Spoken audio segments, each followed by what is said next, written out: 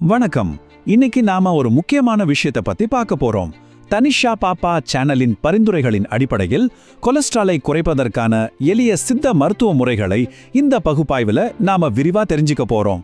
நம்ம வீட்டு சமையலறையில இருக்கிற சாதாரண பொருட்கள்ல எவ்வளவு பிரம்மாண்டமான மருத்துவ குணங்கள் ஒழிஞ்சிருக்குன்னு இதுல பார்க்கலாம். இந்த மூலக்கட்டு பிரச்சனையோட ஆணிவேர எப்படி அணுகுதுன்னு பாத்தீங்கன்னா, நம்மளோட அவசரமான நவீன வாழ்க்கை முறையும் ஃபாஸ்ட் ஃபுட் கலாச்சாரமும் தான் உடம்புல கெட்ட கொழுப்பு சேர்றதுக்கு முக்கிய காரணம்னு சொல்றாங்க. இது நாம எல்லாரும் கட்டாயம் கொஞ்சம் நிதானமா யோசிக்க வேண்டிய விஷயம் இல்லையா? இந்த முழுமையான பகுப்பாய்வை நாம 5 சுவாரஸ்யமான கட்டங்களா பிரிக்கலாம். நவீன கால பிரச்சனை, ரத்தத்தை சுத்தப்படுத்துறது, இதயத்தை பலப்படுத்துறது, கொழுப்பை எரிக்கிறது, அப்புறம் இயற்கையான வாழ்க்கை முறை. வாங்க, ஒவ்வொரு பொருட்களும் நம்ம உடம்ப எப்படி ஒரு அரண் மாதிரி பாதுகாக்குதுன்னு நேரா விஷயத்துக்குள்ளேயே போய் பார்த்துடலாம்.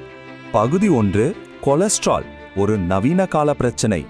தனிஷா பாப்பா சேனல் முன்வைக்கிற ஒரு மிக ஆழமான கருத்து என்னன்னா, நம்ம ஆரோக்கியத்துக்கான சாவி வேற எங்கேயும் இல்ல, நம்ம வீட்டு சமையலறையிலே தான் இருக்கு.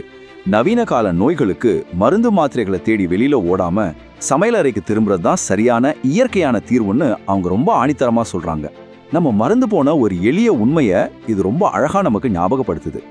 சரி, இப்போ பகுதி 2க்கு வருவோம். ரத்த சுத்திகரிப்பு. ரத்தத்தை சுத்தம் செய்யக்கூடிய 2 முக்கியமான ஹீரோக்களை பத்தி இதுல பார்க்க போறோம். இதுக்கு பின்னாடி இருக்கிற சயின்ஸ் என்னன்னு தெரியுமா? சித்த மருத்துவத்துல ரத்த சுத்திகரிப்பு அப்படிங்கிறது எந்த ரசாயனமும் இல்லாம சமையலறையில இருக்கிற பொருட்களை வச்சு ரத்தத்துல இருக்கிற கெட்ட கொழுப்புகளை வெளியேற்றுற ஒரு இயற்கையான ப்ராசஸ். குறிப்பா பூண்டும் இஞ்சியும் ஒரு ஃபில்டர் மாதிரி செயல்பட்டு ரத்தத்தை எப்படி சூப்பரா சுத்தம் பண்ணுதுன்னு இதுல விளக்கியிருக்காங்க.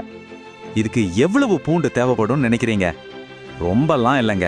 மூலக்கட்டுரை மிக துல்லியமா பரிந்துரைக்கிற அளவு சரியா 2 பல் பூண்டு தான். ஆனா இங்க டைமிங் ரொம்ப முக்கியம். தினமும் காலையில எழுந்த உடனே வெறும் வயிற்றுல இந்த 2 பல் பூண்டை பச்சையா சாப்பிட்டா கெட்ட கொழுப்பை குறைக்கிற அதோட தன்மை அதிகபட்சமா செயல்படும்னு சொல்றாங்க. இது ரொம்ப சிம்பிளான விஷயம், ஆனா நம்ம உடம்புக்கு நாமளே செஞ்சுக்கிற மிகப்பெரிய உதவி. குறிப்பு: உங்களுக்கு அல்சர் அல்லது தீவிரமான வயிற்று எரிச்சல் இருந்தால் வெறும் வயிற்றில் பூண்டு எடுப்பதை தவிர்த்துவிட்டு உணவோடு சேர்த்து எடுத்துக்கொள்ளுங்கள். அடுத்து பகுதி 3, இதயத்தை பலப்படுத்துறது. இதுக்காகவே ஸ்பெஷலா தேர்ந்தெடுக்கப்பட்ட அடுத்த ஜோடி தான் மருதம்பட்டை மற்றும் சீரகம். இந்த 2 பொருட்களும் சேர்ந்து எப்படி ஒரு டீம் மாதிரி வேலை செய்யுதுன்னு பாருங்க.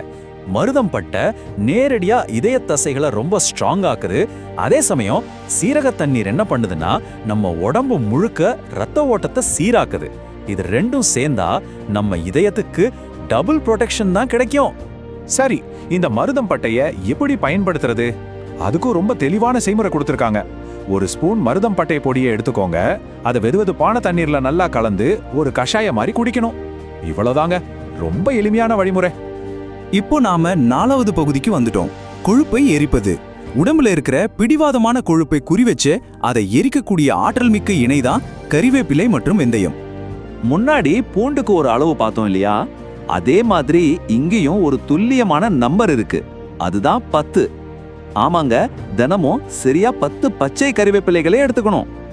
இந்த 10 கறிவேப்பிலைகளை முழுங்கிடக்கூடாது, நல்லா மென்னு சாப்பிடணும். அதுக்கப்புறம் நைட்டே ஊற வச்ச வெந்தய தண்ணீரை குடிக்கணும்.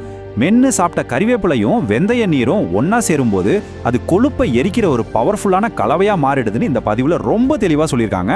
இதை தொடர்ந்து செஞ்சா நல்ல ரிசல்ட் கிடைக்கும். அடுத்து நம்மளோட கடைசி பகுதி 5, இயற்கையான வாழ்க்கை முறை. நம்ம எல்லாரும் பண்ற தப்பு ஒன்று இருக்கு. இந்த மாதிரி சித்த மருத்துவ தீர்வுகளை சாப்பிட்டுக்கிட்டு இன்னொரு பக்கம் கண்டதையும் சாப்பிடுவோம். ஆனா அது பத்தாது. எண்ணெய் அதிகமா இருக்கிற உணவுகளை கண்டிப்பா தவிர்த்தே ஆகணும். அப்போதான் முழுமையான இயற்கையான ஆரோக்கியம் நமக்கு கிடைக்கும். எண்ணெய் உணவுகளை தவிர்க்கிறதுங்கிறது இந்த விஷயத்துல ரொம்ப முக்கியமான ஒரு படி. அது மட்டும் இல்லாம ரொம்ப முக்கியமான ஒரு சின்ன லைஃப் ஸ்டைல் மாற்றத்தையும் பரிந்துரைக்கிறாங்க.